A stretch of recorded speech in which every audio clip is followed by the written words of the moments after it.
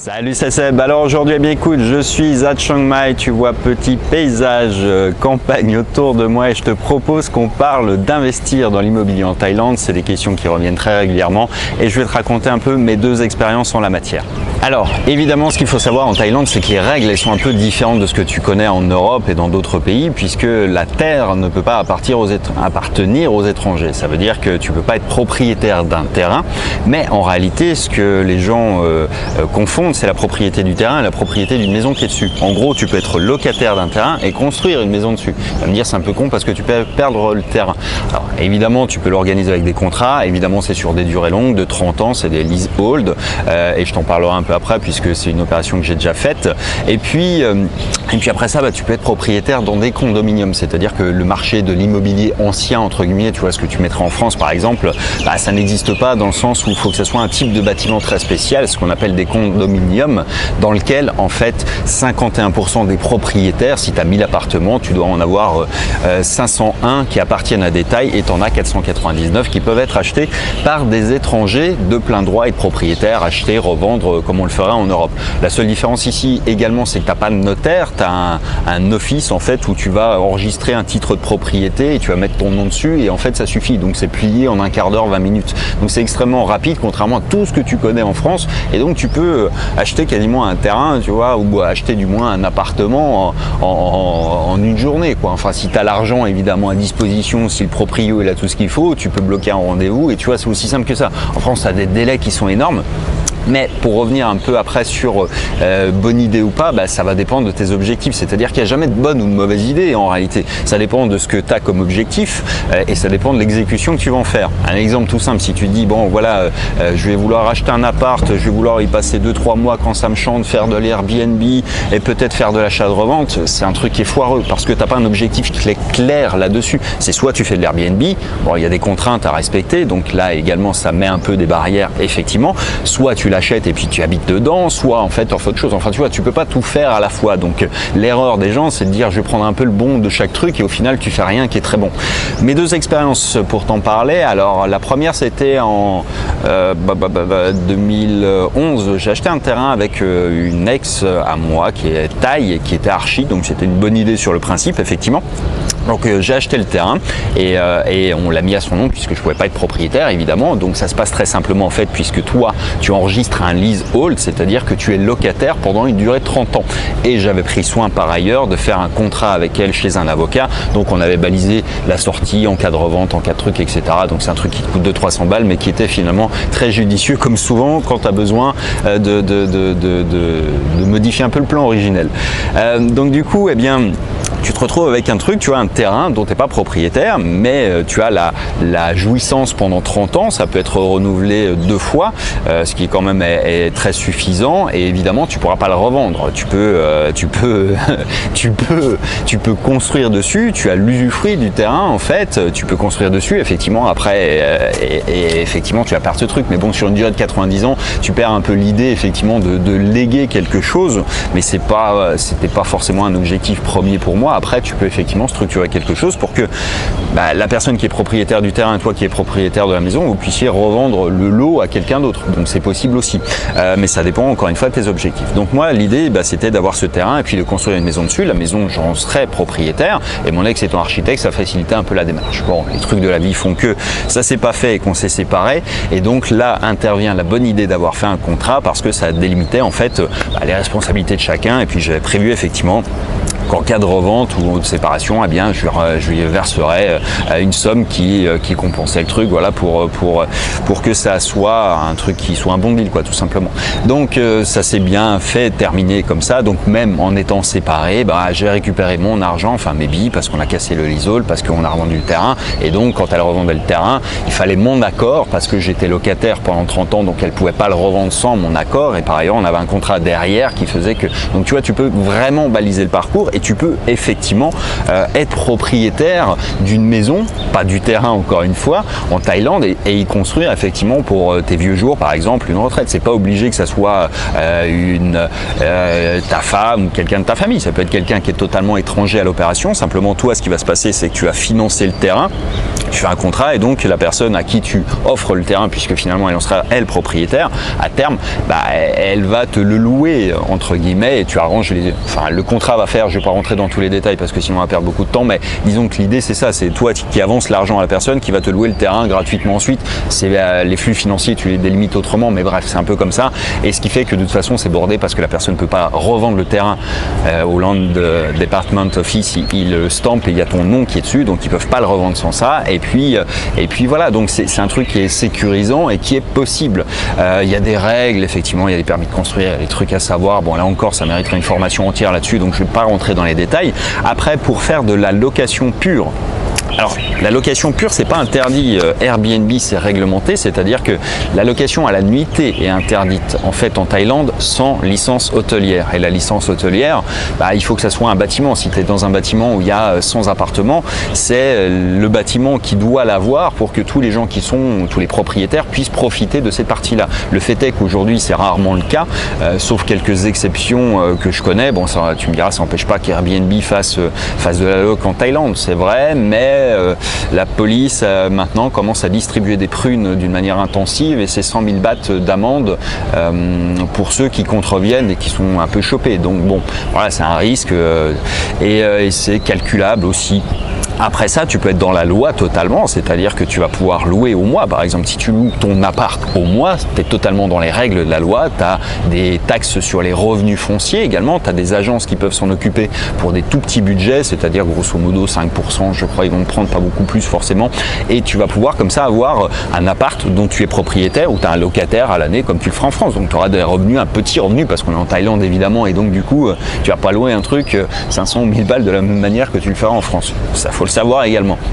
Et puis la dernière option, c'est peut-être, enfin non pas la dernière option, il y en a une autre que tu pourrais envisager de faire, j'ai un ami qui le fait, c'est de l'achat-revente, c'est-à-dire tu vas prendre un appart qui est un peu dégueulasse, décrépit, tu vas le retaper puis tu le remets en vente. Tu vois, tu peux faire ça et ça, il y avait bon coup. Alors évidemment, il faut connaître, comme dans tout l'immobilier, il faut connaître le marché local, les prix, l'histoire du truc. Quand c'est dans des condominiums, il faut regarder un peu plein de choses, notamment les copropriétés, etc. Enfin bref, on va pas rentrer dans le détail encore, mais sur cette partie-là, encore une fois, c'est possible et ça dépend de ta capacité à vouloir le faire et à le faire correctement, quoi.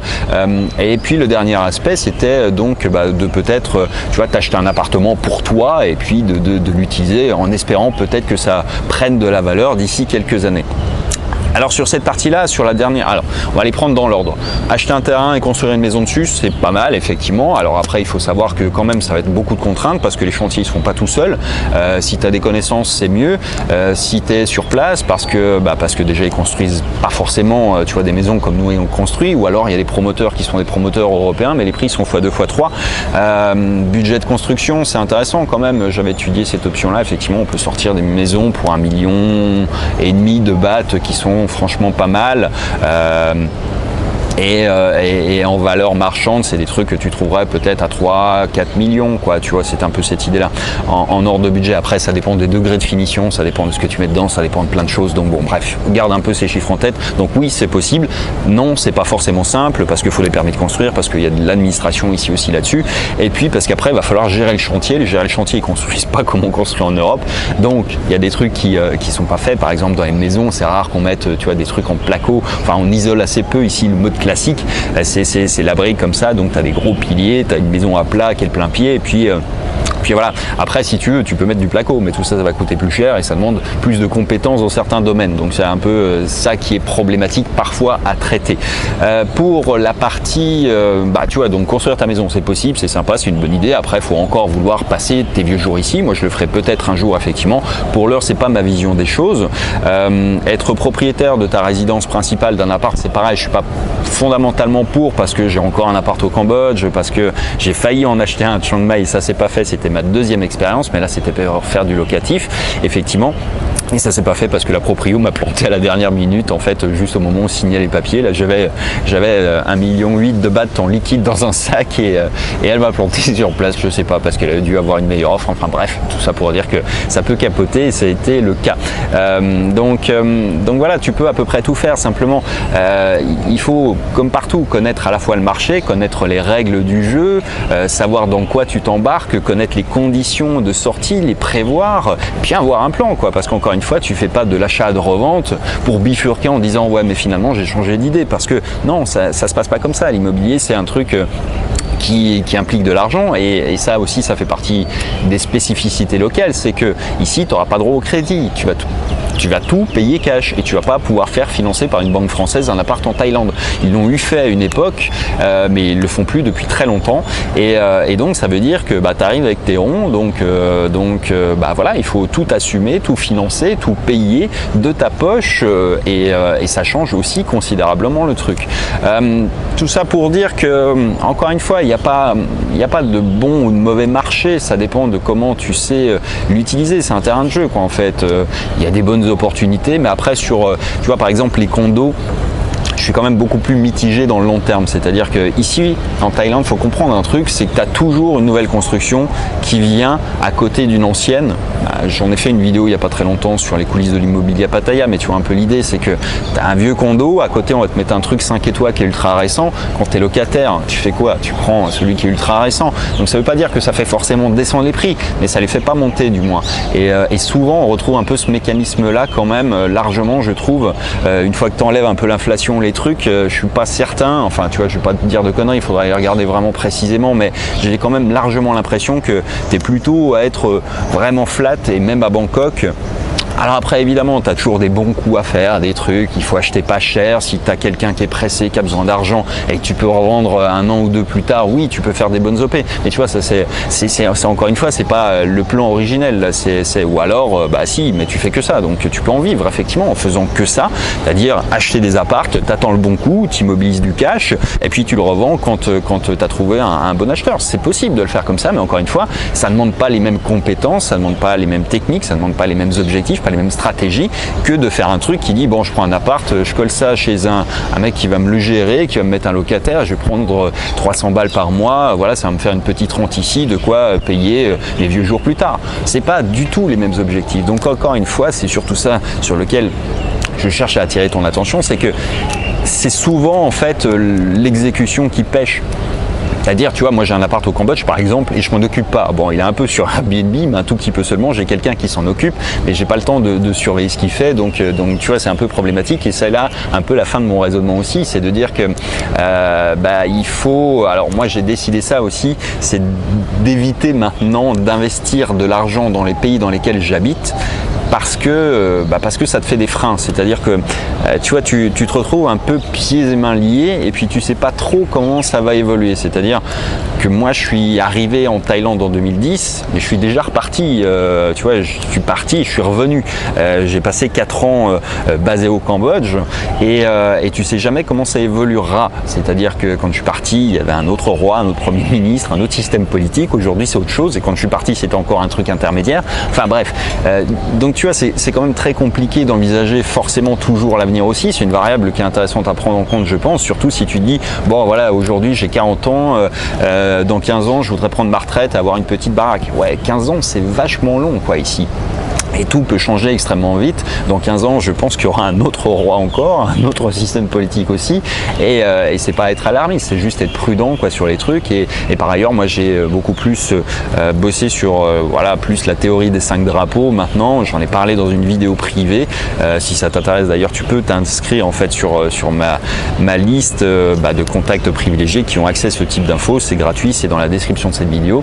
Et en attendant, en fait, tu vois, eh bien ce raisonnement, il te permet de dire que pas mettre tes œufs dans le même panier, c'est quand même une bonne idée à l'heure actuelle et ça vaut pour tous les segments de ta vie, c'est-à-dire ta boîte, toi, ton passeport, où tu vis, où tu mets ton argent, etc. Parce que ça te rend quand même beaucoup plus serein à terme. Alors c'est peut-être un peu paranoïaque comme vision parfois, c'est vrai aussi, mais j'ai retenu quand même pas mal de choses de ça. C'est, tu vois, le Cambodge en 5 ans a énormément changé. Alors tu vas me dire, il y a des gens qui y étaient il y a 20 ans, pour eux c'est plus du tout la même chose, quoi. Mais pour moi, je l'ai vu changer, et pas forcément d'une manière que j'ai trouvé extrêmement positive sur tous les aspects. C'est ce qui a conduit aussi au fait que je parte et que je revienne en Thaïlande. Donc du coup, tu vois, c'est un peu ça. C'est-à-dire après, chacun fait encore une fois avec ses propres objectifs, ses propres opinions. J'ai pas la science infuse, je fais juste un retour d'expérience de ce que je sais, de ce que je connais, de choses que je fais plus parce que j'ai commis, c'est pas des erreurs, mais parce que j'ai un peu pensé, tu vois, moi mon objectif quand je suis arrivé en Thaïlande, j'étais un peu dans l'idée de me poser à un endroit, d'y construire une petite vie un peu à la française, et puis la vie, les séparations, les trucs font que bah, tu changes un peu le programme en cours de route, et puis ton plan originel, bah, il part un peu en cacahuète, quoi. Et donc, j'ai un peu appris à me méfier du long terme, surtout sur des éléments que tu maîtrises pas. C'est-à-dire que je sais que je vivrai encore dans 15 ans, dans 20 ans en Asie, à peu près à 99% de chances sur 100. Enfin, tu vois, il faut vraiment qu'il y ait un truc vraiment extrêmement grave dans la région pour que je quitte l'Asie. Mais en revanche, je peux pas t'assurer que ce soit forcément dans 15-20 ans que je serai encore en Thaïlande. Ça sera peut-être dans un pays avoisinant, on ne sait pas. Tu vois, 15 ans, c'est énorme à l'échelle d'un pays ici. C'est un truc qui est complètement... tu vois, en France, on a l'impression que tout est un peu figé. Quand en 15 ans, tu n'as pas tant de choses que ça qui ont changé. Mais ici, tout pousse très vite, tout change très vite. Et parfois, tu vois, en matière d'immobilier, notamment sur cette fameuse vidéo à Pattaya, bah, tu t'aperçois qu'en 15 ans, tu as une deuxième, voire une troisième génération d'immeubles qui est construit, et que le positionnement de la ville est un peu différent, que les infrastructures, elles évoluent différemment, que là où tu étais peut-être sur un coin qui était un coin paradisiaque où il n'y avait personne, ça avait une valeur énorme, bah, demain, si on te pose un resort à côté, ça n'a plus la même truc, et puis surtout, tu vas te manger 2 ans de travaux, quoi. Donc tu vois, il y a un peu tout ça, et je me méfie un peu de tout ça pour ces raisons-là. Donc mon conseil, vraiment, c'est encore une fois, ne te laisse pas aveugler par l'argent facile, et en matière d'immobilier, il n'y a qu'une règle qui compte quand même, il y en a deux, c'est de connaître bien les règles du jeu, c'est-à-dire les lois, de toujours t'entourer d'avocats, de trucs ici, ça coûte pas forcément très cher, encore une fois, si tu as besoin de faire des listes, des trucs, fais des trucs qui sont bordés par des avocats, t'as pas besoin de monter de société pour ça, tu as juste besoin, voilà, de gens qui peuvent, des individus, ça suffit, des gens en qui tu peux avoir un minimum de confiance. Les sociétés, c'est presque une mauvaise idée maintenant de faire une société pour acheter une maison, parce que s'il n'y a pas d'activité commerciale, ils peuvent te les annuler, les sociétés, donc tu pourrais plus facilement tout perdre qu'en utilisant ce mécanisme-là qui est le classique. Mais bon, bref, c'est un autre débat. Donc de bien connaître les règles locales du jeu, bah tu vois, par exemple Airbnb, tu peux pas en faire comme tu veux, il y a des règles sur la location, sur l'achat, sur voilà comment tout ça se passe, donc c'est de bien étudier cette question-là, et puis derrière d'être clair encore une fois avec tes objectifs, de ce que tu veux faire, de pourquoi tu cherches à le faire, si c'est pour faire un peu d'argent, si c'est pour avoir une petite rente, si c'est pour habiter, si c'est pour tes vieux jours, enfin tout ça, et puis d'avoir ton plan et de tracer ton plan en fonction de ça. Mais encore une fois, si il faut en être conscient, tout se paie cash, quoi. Donc les erreurs, tu vas les payer cash. Tu vois, en France, tu te plantes sur un coup, tu te dis bon, je l'ai payé à crédit, bon bah tu vas payer pendant quelques années à crédit, et c'est moins cher. Ici, effectivement, tu payes cash, quoi. Donc toutes les erreurs se paient comptant, et ça peut effectivement te coûter très cher. Mais après ça, il y a de bonnes opportunités, effectivement, comme partout. En réalité, le marché en Thaïlande, c'est un peu comme partout, sauf qu'il évolue plus vite, quoi. C'est un peu ça qu'il faut retenir, et que tu n'as pas forcément d'immeubles anciens. Moi, j'ai une appétence plus particulière. Tu vois, j'en ai fait en France de l'immobilier à Toulouse, et on a toujours eu comme critère de sélectionner des biens anciens, c'est-à-dire dans des Toulousaines, dans des quartiers qui étaient ou en devenir, où on savait qu'il allait avoir le métro, des choses comme ça. Enfin bref, dans le vieux Toulouse, et ça nous a plutôt réussi parce que c'est des bonnes opérations, parce que c'était de l'immeuble que tu vois, tu ne pouvais pas construire à côté un truc tout neuf, tu ne pouvais pas démolir les trucs mitoyens. Enfin bref.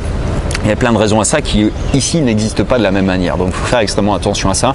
Et comme partout, quand tu investis de l'argent, faut te documenter, te former, regarder, étudier, et puis pas croire sur parole, même un agent IMO, parce que l'agent IMO, lui, son objectif, c'est de vendre et de prendre sa com, c'est pas tes intérêts. Donc, ne l'oublie jamais, pas plus ici qu'ailleurs, d'ailleurs, sauf qu'ici, tu as encore moins de trucs de retrait. Tu vois, tu signes un papier où tu t'engages à acheter, il n'y a pas de retour en arrière. En France, tu as des des délais de rétractation, tu as des machins, des trucs. Ici, tout ça, ça n'existe pas forcément, quoi.